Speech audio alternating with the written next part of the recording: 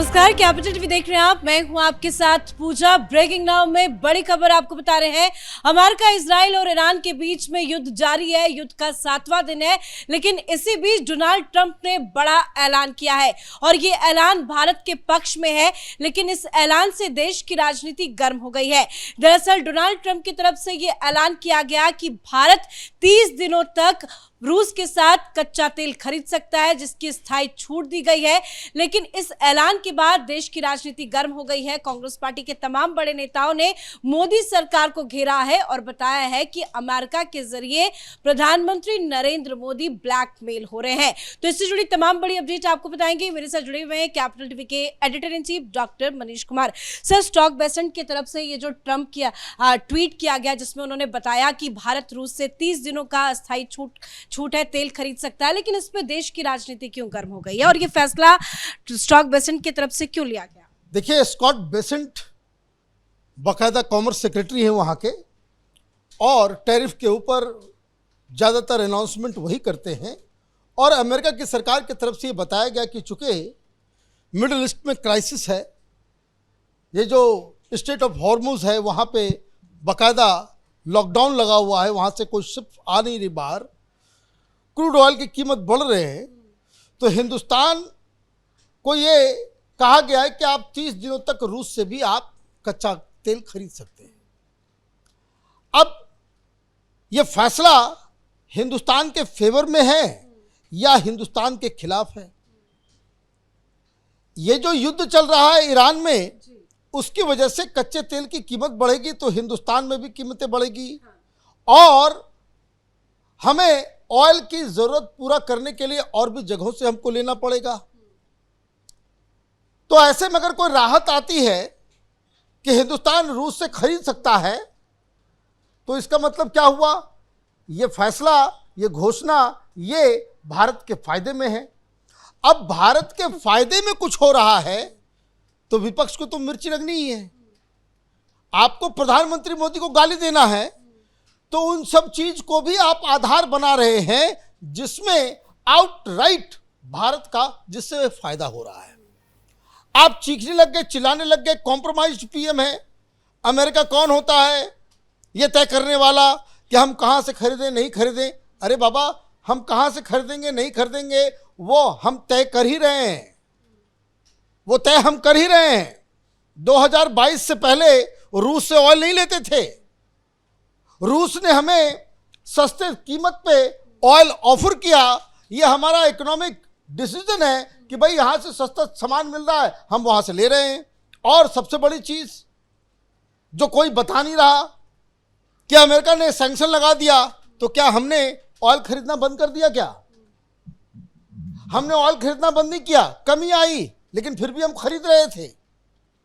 अब चूंकि आपको गालियां देनी है प्रधानमंत्री मोदी को, ये भी भाई आप देखिए, भारत के लिए स्पेशल कंसेशन क्यों?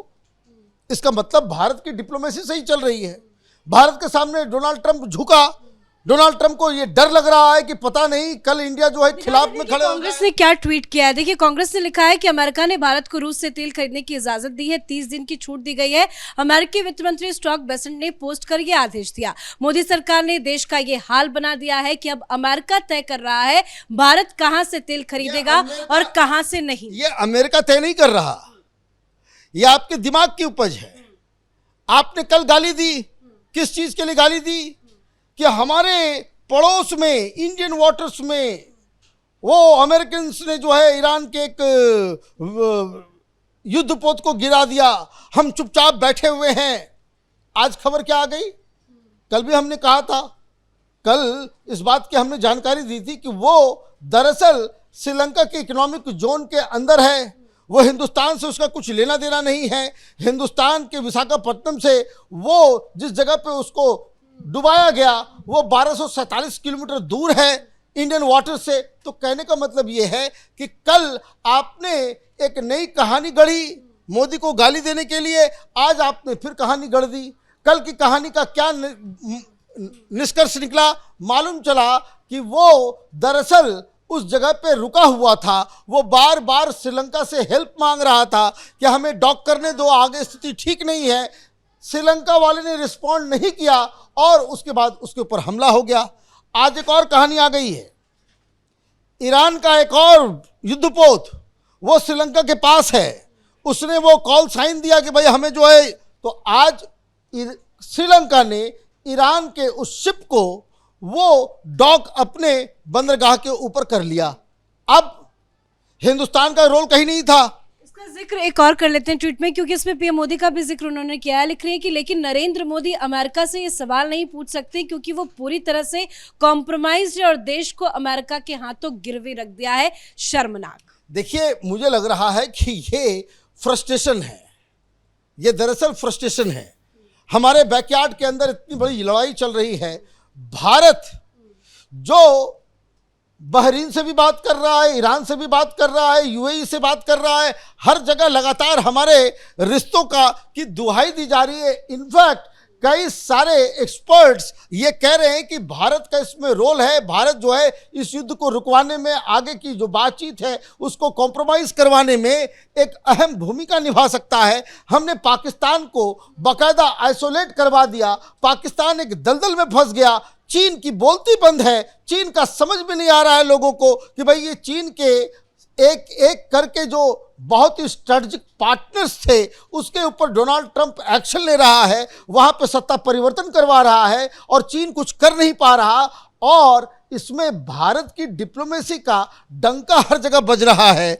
दुनिया भर से आपने देखा, कल फिनलैंड के प्राइम मिनिस्टर थे, कुछ दिन पहले मैक्रोन आए हुए थे, तांता लगा हुआ है हिंदुस्तान के साथ। लेकिन आपको क्या है, आपको मोदी को गाली देनी है तो आपको कुछ भी उटपटांग करना है। अब तेल की बात है, तेल हम कहाँ से खरीद रहे हैं? 2022 से पहले रूस से हम ऑयल खरीदते नहीं थे। हम कहाँ से खरीदते थे? अलग अलग देशों से खरीदते थे, अलग अलग जगहों से खरीदते थे। आप ये क्यों भूल गए कि ये सारी पाबंदी लगने के बाद रूस हमारा ऑप्शन इसलिए था कि वहाँ से हमें सस्ते तेल मिल रहे थे। हम वेस्ट एशिया से ले रहे हैं, अब वो जगह बंद है तो हमें ऑयल की तो ज़रूरत है, गाड़ियाँ चलनी है या नहीं चलनी है, या बैलगाड़ी पे चलवाना है राहुल गांधी को।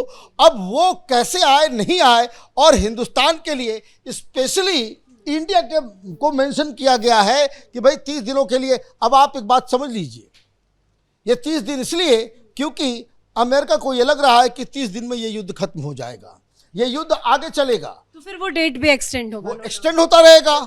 हमारी जो नीड है, हमारा जो ऑयल जो हमें चाहिए था वो तो हमें मिल रहा है। तो ये जीत है, लेकिन कांग्रेस पार्टी को लग रहा है जीत तो कांग्रेस पार्टी को सर नहीं दिख रही। हालांकि अभी तो भारत में इस तरह की किल्लत नहीं है, भारत के पास अभी स्टॉक है 25 दिनों का, फिलहाल आज की डेट में ये बताया जा रहा है। साथ ही अब तो 30 दिनों की छूट भी मिल गई है रूस से तेल खरीदने को लेकर। लेकिन राहुल गांधी हो या मल्लिकार्जुन खड़गे हो या कांग्रेस के जितने भी बड़े बड़े नेता हो, वो बाहर आ रहे हैं। और अभी एक प्रेस कॉन्फ्रेंस भी किया गया कांग्रेस की तरफ से, और ये कह रहे हैं कि हम बहुत प्रेशर में आ गए हैं, सरकार को अपना स्टैंड फिर से क्लियर करना चाहिए। सरकार इस पे अपना क्या स्टैंड क्लियर करेगी? देखिए, मुझे एक बात बताइए, डोनाल्ड ट्रंप ने कोई फैसला लिया, उस फैसले को वो बदल रहे हैं, प्रेशर में कौन है, डोनाल्ड ट्रंप या मोदी? Donald Trump. फिर आप ये देखिए, इनके लॉजिक को तो भी समझना पड़ेगा ना भाई।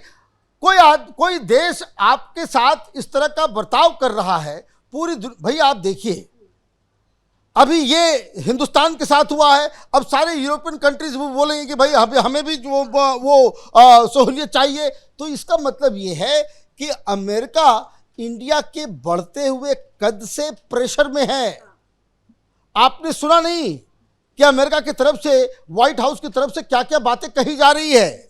वो ये बातें कही जा रही है कि भाई देखिए, हम हिंदुस्तान के साथ कंपटीशन में हिंदुस्तान को हम आगे बढ़ने नहीं देना चाहते हैं, कल ये नया चीन बन जाएगा। भाई अमेरिका के ही जो एक्सपर्ट्स हैं वो ये बता रहे हैं कि आने वाले दिनों में, अगले 10-15 साल के अंदर दुनिया की जीडीपी में 26% कंट्रीब्यूशन चीन का होगा, तो 17% कंट्रीब्यूशन जो है वो इंडिया का होगा, और अमेरिका का बच के रह जाएगा सिर्फ 9%। तो आप देखिए कि कंपटीशन कहाँ चल रहा है, लड़ाई किस स्तर पे हो रही है। लेकिन आपको हिंदुस्तान के सेल्फ इंटरेस्ट, हिंदुस्तान के नेशनल इंटरेस्ट की का कोई ना इल्म है, ना ही you don't care for that. अब आपका एक ही मकसद है कि एन केन प्रकारेण मोदी को गालियां दो, चाहे कोई फैसला दुनिया के स्तर में हिंदुस्तान के फायदे में हो रहा हो, हिंदुस्तान की जीत हो रही हो, हिंदुस्तान का परचम लहर रहा हो, ये इनको पच नहीं रहा, इसलिए इस तरह की बातें कांग्रेस पार्टी और राहुल गांधी कर रहे हैं। धन्यवाद सर जानकारी के लिए। तो बड़ा फैसला लिया गया, भारत के पक्ष में ये फैसला लिया गया। अमेरिका की तरफ से ये ऐलान किया गया कि भारत रूस से 30 दिनों तक तेल खरीद सकता है, लेकिन इसको लेकर अब देश की राजनीति गर्म है। कांग्रेस पार्टी सवाल पूछ रही है और एक के बाद एक ट्वीट कांग्रेस के बड़े नेताओं की तरफ से किया जा रहा है। इस खबर में इतना ही। देखते रहिए कैपिटल टीवी। नमस्कार।